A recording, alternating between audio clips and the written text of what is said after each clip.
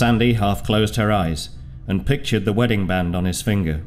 She stretched forward, meeting no resistance, and this time she reached in further than before. Her whole hand now disappeared into the rock. "What now?" John spoke calmly and quietly. "Move your hand around as if you're trying to find a walnut in a sack of flour." Now this wasn't an analogy that she was used to, but under the circumstances she knew exactly what he meant. She began to rummage around, not really knowing what to expect, and trying not to be put off by the fact that her arm now seemed to stop halfway to her elbow. "Remember," he said, "you're trying to find me." Sandy felt a wave of nausea roll over her. It was stupid, she knew, but somewhere just in front of her was a body. Not just any body, but the body of a man she felt she knew, a man standing not 5 feet away from her.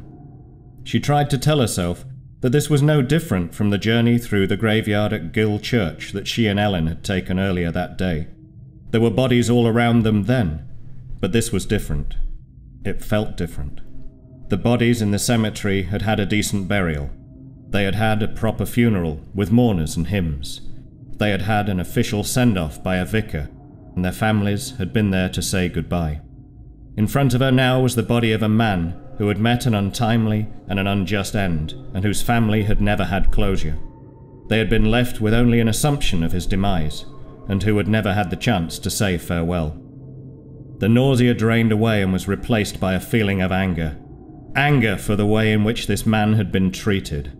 Anger for the injustice of the whole situation, and anger that a guilty man had got away with murder. "I feel something," she suddenly exclaimed.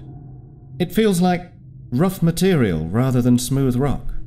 "Probably my shirt," John replied. "Feel around until you find my sleeve. Focus. Picture it in your mind." Sandy did exactly that, and soon she found her hand running down the length of his arm, finding the thicker material of his cuff. Without warning, she let out a shriek, and again she pulled her arm back out of the bridge. Ellen and Esther stood there transfixed. It looked like someone wafting their arm through thick smoke. Her arm, or maybe the rock, or perhaps both, billowed and swirled and then snapped back into place as if nothing had happened. I think I just felt the bones of my hand." John finished the sentence for her.